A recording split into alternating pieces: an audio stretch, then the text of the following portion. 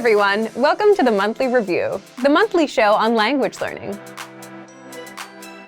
where you discover new learning strategies, motivational tips, study tools, and resources.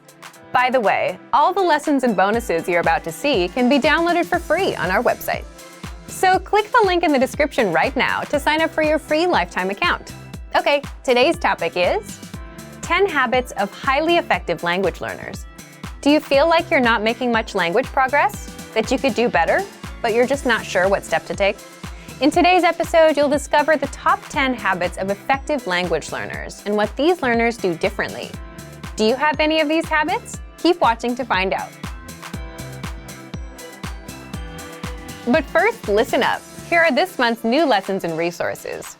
First, the Being Funny Conversation Cheat Sheet. Want to be able to tell jokes in your target language, or tell someone how funny or unfunny they are? You'll learn how with this brand new cheat sheet. Second, all the language you need for everyday life. Get all of our best conversation cheat sheets rolled up into one. This bundle will get you speaking more. Download it right now before it disappears.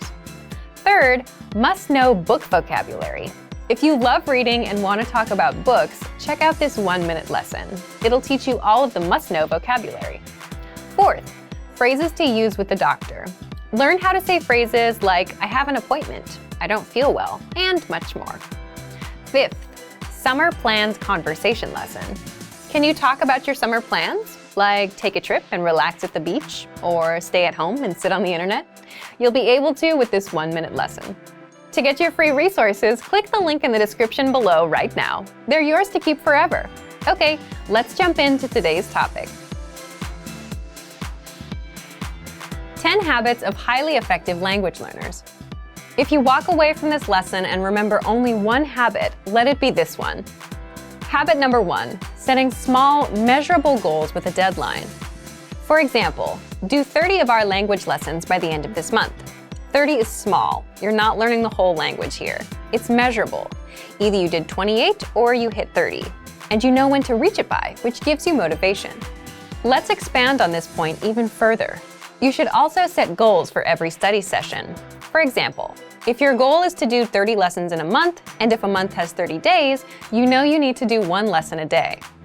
Our lessons can be anywhere from 3 to 15 minutes long. That gives you your goal for the day. For your study session, do 1 lesson and spend up to 15 minutes on it.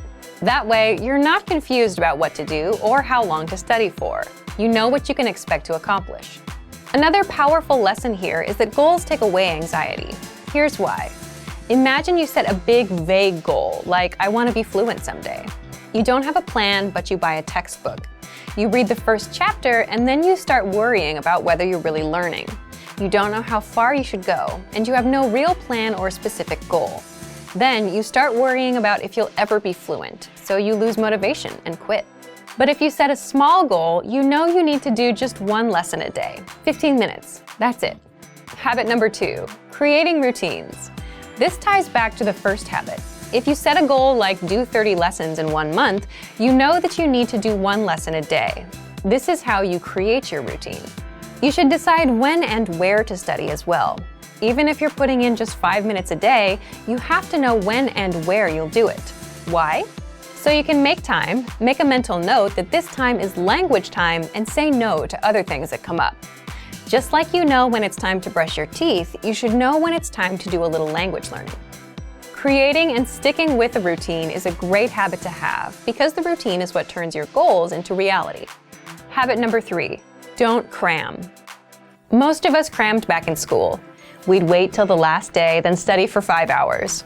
Even if you pass the test, you still forget it all. But with language, you want to remember it so you can use it. Luckily, our lessons are short and sweet, so you're not spending hours on your studies. The point is that 5 minutes a day every day is better than doing 5-hour cram sessions and burning yourself out.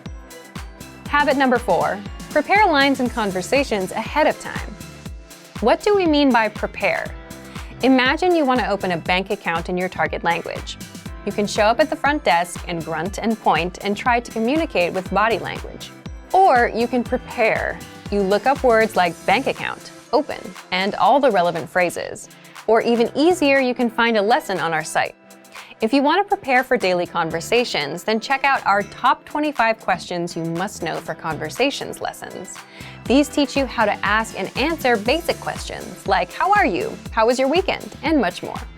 In fact, most of our lessons are based around practical daily dialogues. We give you the exact lines to say, whether for conversations with friends, for shopping, or for opening a bank account. So preparing is a must. It gives you a foundation of words and phrases you can use. It places you miles ahead of other learners. Number 5, get into the habit of producing output. Input is taking language in, listening and reading. Output is putting language out, so speaking and writing. The big point here is that it's very easy to sit back and listen and read. You can listen to lessons all day long, but listening helps with listening. It won't get you speaking the language. Here are some of the easiest ways to produce output. For speaking, repeat what you hear out loud. For writing, copy out the lesson vocabulary and dialogue by hand. Again, you need to practice. Habit number 6, come back and review. A lot of times, what we learn goes in one ear and out the other, which means we don't really learn. This is where reviewing comes in. When you're done with a lesson, come back a few days later and do another round. You'll likely come across words and phrases you've forgotten. Or even easier, download the dialogue track or the lesson notes and review those at a later date. Number 7, look for solutions. An important difference between experienced learners and new learners is in how they react when they don't understand something. Inexperienced learners rely completely on their study tools and tend to blame the tools for their lack of progress. You'll often hear people talk about giving up because a textbook was too boring or because the textbook didn't teach them to speak. Experienced learners look for solutions. If they realize a specific study tool, like a textbook, isn't going to help them speak, they look for a better solution. Textbooks can teach you grammar and vocabulary words, so they're valuable resources. But if speaking is your goal, you have to look for ways to practice speaking, like reading out loud or working with a conversation partner. Number 8, focus on what you're good at.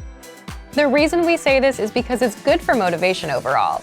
If you're generally better at speaking than writing, you're more likely to enjoy it, which means you're more likely to continue with it. That means it's a successful routine, and routines are what turn your goals into reality. Number 9, don't procrastinate. This is easier said than done, but it's important. A lot of us procrastinate as a result of overthinking. For example, let's say you plan on studying for an hour today. So you remember, I have to study tonight for a whole hour. I don't think I have the time. It's gonna be hard, but I should really try.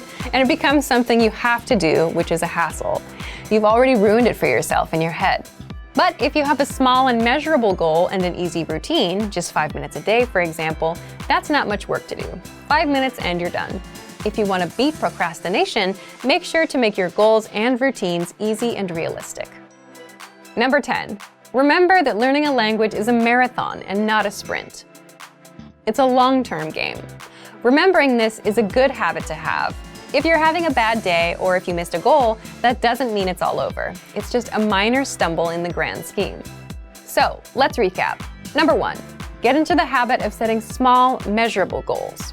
Number 2, create a routine. Number 3, don't cram. Number 4, prepare lines and conversations ahead of time. Number 5, get into the habit of producing output. Number 6, come back and review. Number 7, look for solutions. Number 8, focus on what you're good at. Number 9, don't procrastinate. Number 10, remember that learning a language is a marathon and not a sprint. So thank you for watching this episode of Monthly Review. Next time, we'll talk about the power of mistakes.